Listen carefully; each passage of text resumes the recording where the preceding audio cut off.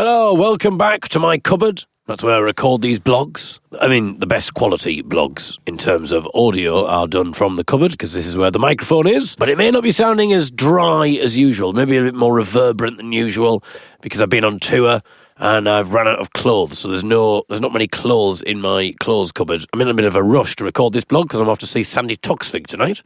She's performing in Sheffield. I'm not going round her house for tea, although I'm sure she'd do a lovely tea. Maybe just a cup of tea. We're not on that kind of level yet for a full meal, but, a cup of tea, and I'm sure she'd serve biscuits with the tea as well. No doubt Sandy Toksvig rolls. Off the cuff, my friends. Why does she serve them off the cuff? No. I mean, the joke was off the cuff. Off the cuff again. This isn't even in part of the blog.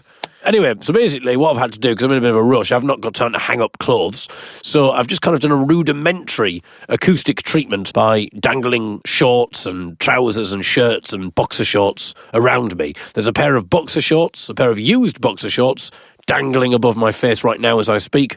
They're not mine, they're Michael's. Michael from the Young'uns. We've got a day off and I'm going to miss him, so it's always nice to have his scent close by. So I must apologise if the sound quality isn't as good, but in fairness, already this blog has been brilliant in terms of actual quality, and I'm sure you'd rather have a quality blog than the sound being brilliant but the blog being rubbish. Or maybe I'm wrong though. Maybe you think I don't mind, David. I don't mind. As long as the sound quality is good, I don't mind if it's absolute dross. Absolute dross, one of the global radio network's lesser successful radio stations. In order to get that joke, you have to know that Global Radio are a radio company who own various radio stations, including absolute 80s, absolute 90s, absolute noughties. Absolute noughties, it's sort of just radio porn, audio porn, basically. Their catchphrase is wall-to-wall bangers, but we're not talking about music. My goodness, I'm really on form, bearing in mind none of this is written down. Right, anyway, sorry, let's get to the blog. It's quite a long one this week. What can I say? I've finally answered those emails. Oh, another one. Okay, here we go. This one's called There's Snow, Smoke Without Hire. Sort of works. Basically, it's a blog about snow, smoke, and not being able to hire a taxi. So, hence the name there. I better make sure I'm recording, actually. I've got a bit paranoid that I forgot to press record. Imagine if this was never recorded. Oh, it's all there. I've stopped the recording, press save. Made sure we've got that on record there. Got a bit of a cold as well, so I must apologise if my voice is a little bit more nasal than usual. We've got a few listeners who are whales, so I'm just communicating to the whale community there. That you can sum up an entire blog in whale communication. You can sum up this entire blog, which is about 1,500 words long. You can sum it up just in that, which makes me think we're doing something wrong, our species, quite frankly. Anyway, there's snow, smoke, without hire. Thanks to the person at Stockport Gig Guide, who on Monday... what I should do is take my coat off, actually. Sorry, I do apologise. We'll get there eventually. But what I should do is take my coat off because it's rustling. Oh, shit. Hang on. Sorry. Michael's boxer shorts have just landed on my head.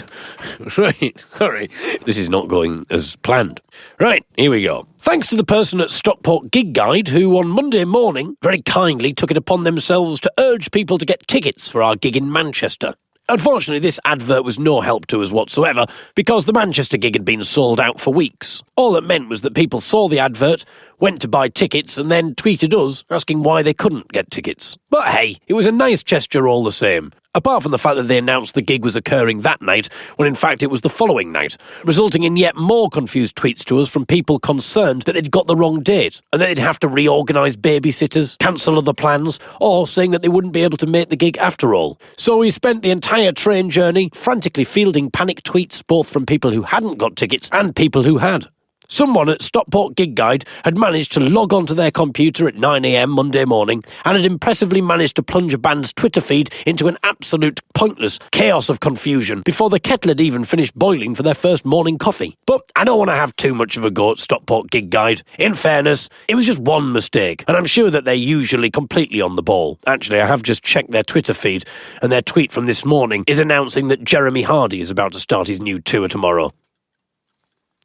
I never had the privilege of seeing Jeremy Hardy live, although I always loved his various BBC Radio 4 appearances on I'm Sorry I Haven't a Clue, The News Quiz, as well as his various stand-up shows. I've seen a few tweets from him over the last few years where he's referenced his love for various folk groups, including Bellowhead, and our friend and singer-songwriter Grace Petrie has worked with him on various projects. The word various twice in one sentence, David? A little bit sloppy. I'd like to think he'd appreciate what we do, but to the best of my knowledge, he never attended a Young'uns gig. Maybe we should have got in touch to invite him to a gig, under the proviso, of course, that he didn't try joining in with any of the choruses. I mean, I've heard his singing on I'm Sorry I Haven't a Clue, and we've already got enough out-of-tune singing to contend with at our gigs. But in fairness to Michael, he does drive the van and do the accounts. And he's got a lovely scent. When we woke up in Manchester on Wednesday morning, snow had both settled and unsettled. Manchester Airport had cancelled all of their morning flights, putting our journey to Dublin in jeopardy. Our flight wasn't until the afternoon, and the website was still stating that our plane was going ahead. But the uncertainty immediately had Michael concocting other potential ways to get there. Michael, who loves making a plan and loves devising a plan B even more, suggested that we could go from Manchester Airport, then get a hire car and drive to Birmingham Airport, where flights were still running from, and then fly to Dublin from there. This would only cost us an extra £600. I've already written in these blog posts about the Young'uns' propensity to pay for train tickets that we don't actually end up using for all sorts of circumstances, resulting in us buying another set of tickets for another journey instead. The amount of money that we've spent already this year on unused tickets is ridiculous, so I wasn't particularly keen to rack up even more money on a hire car and a new set of plane tickets on the off chance that our currently non-delayed plane gets delayed. And it wasn't as if this alternative plan was watertight, as it would rely on us getting a hire car and then driving to Birmingham to check in on a flight that was due to depart in 3 hours. It would take at least 2 hours to get to Birmingham, but almost certainly longer in this snow. So this plan was dismissed, and everyone agreed that we shouldn't embark on what Michael was ebulliently branding Operation Brum Brum to Brum.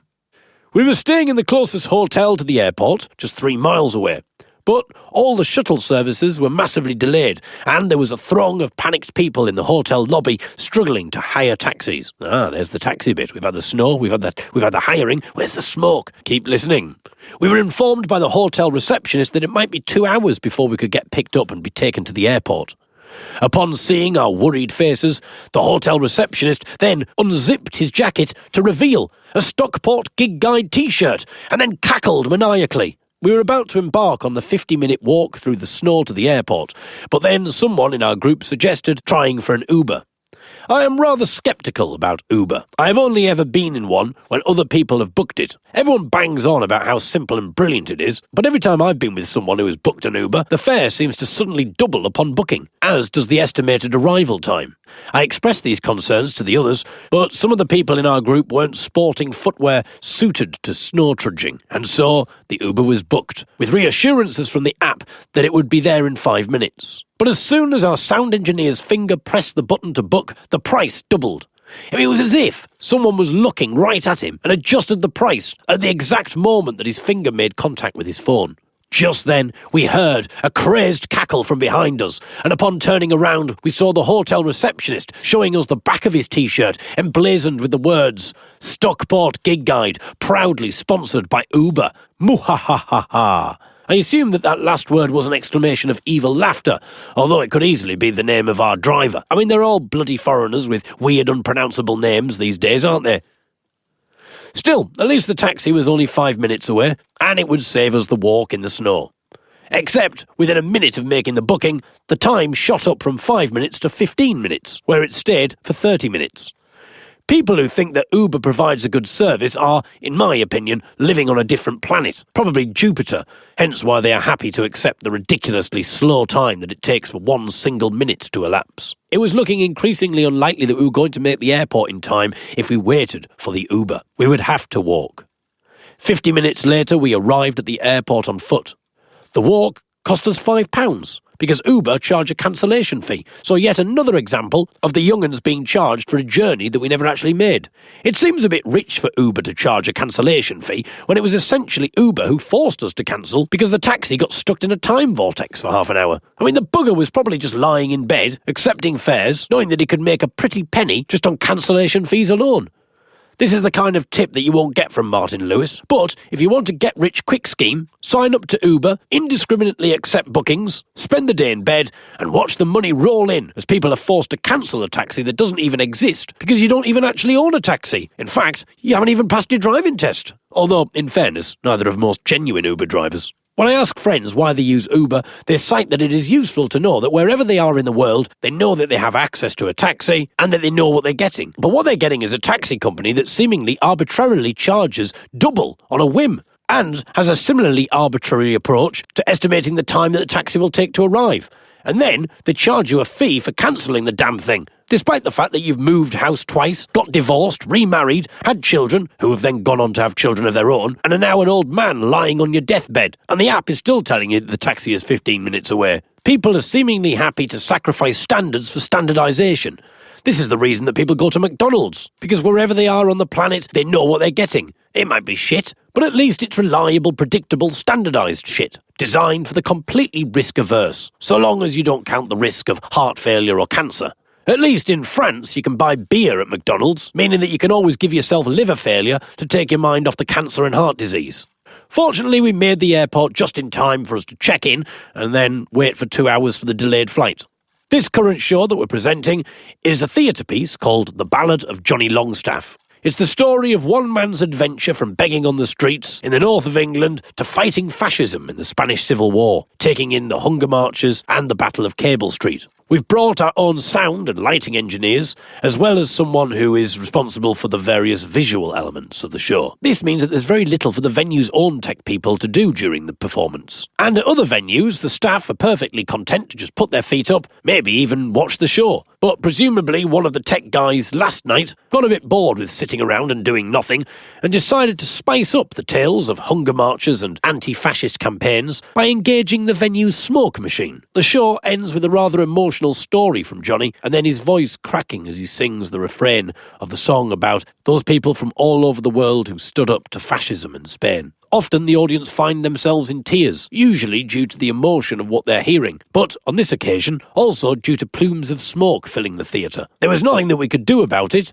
This is a serious show. We can't just break out of the mood and start bantering about the absurdity of the situation. So instead we just had to stand there trying not to cough while someone at the venue sent smoke billowing around the room to accompany a dead man's plaintive singing. As we left the stage, I could have sworn that I heard an all too familiar evil cackle.